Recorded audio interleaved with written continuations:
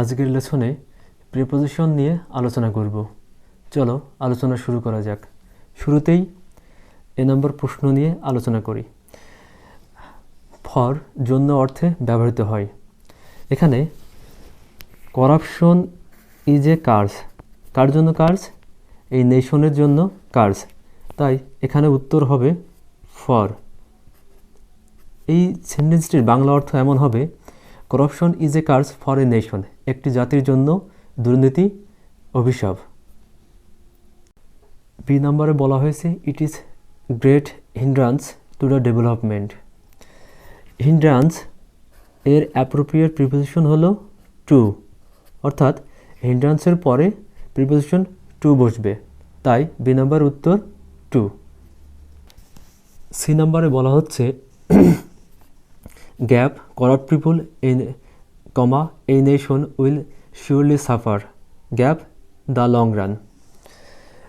For কারণ অর্থেও ব্যবহৃত হয়। এক্ষেত্রে সাধারণত ফর বাক্যের শুরুতে বসে। এখানে বলা হয়েছে corrupt people gap corrupt people a nation will surely suffer gap the long run. এখানে উত্তর হবে ফর। বলা হয়েছে একটি জাতি শিওরলি ভুগবে ফর করাপ্ট পিপুলের কারণে। এখন ডি নম্বরে উত্তর কি হবে? ডি নম্বরের উত্তর হবে ইন কেন হবে? চলো সেই আলোচনায় যাওয়া যাক। ইন দ্য লং রান হলো একটি ইডিয়মস, যার মানে ভবিষ্যতে কোনো এক সময়। এখানে বাক্যে ইন দ্য লং রান ইডিয়মসটির ইন অনুপস্থিত রয়েছে। এখানে ইন দ্য লং রানের ইন বসিয়ে দিলে সেন্টেন্সটি পূর্ণ হবে এবং ইডিয়মসটি পূর্ণ হয়ে যায়। এই পুরো সেন্টেন্সটির অর্থটা এমন দাঁড়ায়, for corrupt people a nation will surely suffer in the long run. ভবিষ্যতের কোনো এক সময় এই দুর্নীতিগ্রস্ত মানুষের কারণে একটি জাতি বা ওই দুর্নীতিগ্রস্ত ব্যক্তিদের জাতি ভুগবে। এই নম্বরে বলা হয়েছে করাপ্ট পিপুল আর হেটেড গ্যাপ অল। এখানে উত্তর হবে বাই কেন উত্তর হবে? চলো সেই আলোচনায় যাওয়া যাক।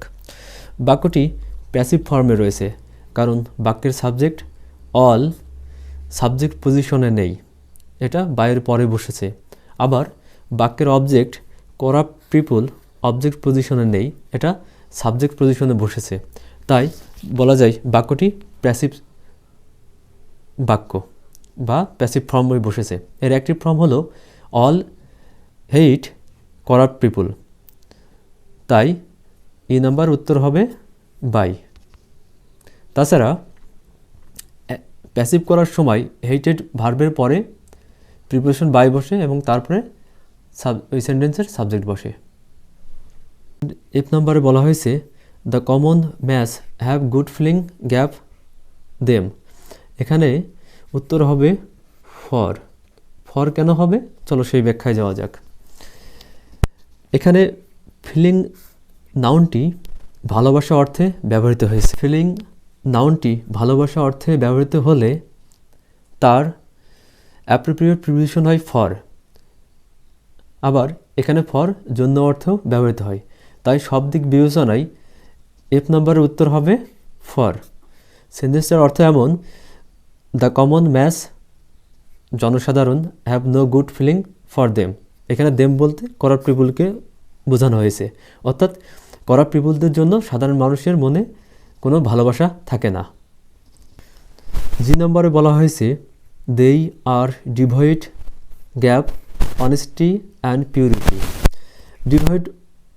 ডিভয়েডের অ্যাপ্রোপ্রিয়েট প্রিপোজিশন হলো অব, তাই এখানে উত্তর হবে অব। ডিভয়েড অব মানে কোনো কিছু ছাড়া। তাহলে এবারে এই সেন্টেন্স অর্থটা এমন দাঁড়ায় they are devoid of honesty and purity.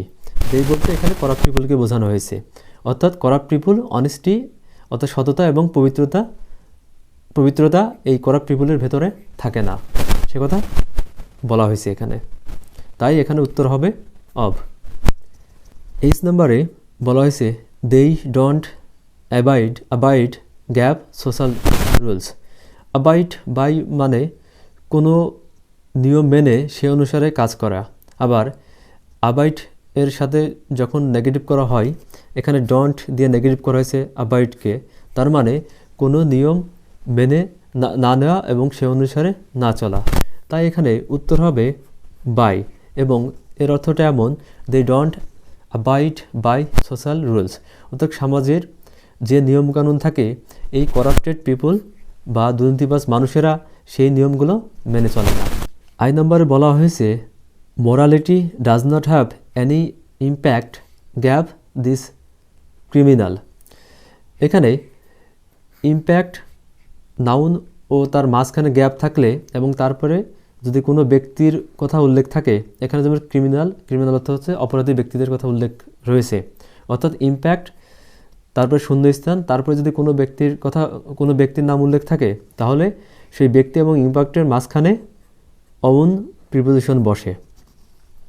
এবং এর অর্থ হচ্ছে দাঁড়ায় এমন, morality does not have any impact on this criminal, অর্থাৎ এই সকল অপরাধীর উপর মোরালিটি নৈতিকতার কোনো প্রভাব থাকে না। যে নাম্বার সেন্টেন্সে বলা হয়েছে they bring no sweet fruit for their land and so it is high time we should gap them unitedly. এখানে স্ট্যান্ড ভার্বের পাস্ট পার্টিসিপল ফর্ম স্টুড ব্যবহার করা হয়েছে। স্টুড এগেনস্ট মানে হলো কোনো কিছুর বিরোধিতা করা। এখানে বলা হয়েছে they bring no sweet fruit for their land, এই অপরাধীরা তাদের দেশের জন্য ফলপ্রসূ কোনো কিছু বয়ে আনে না।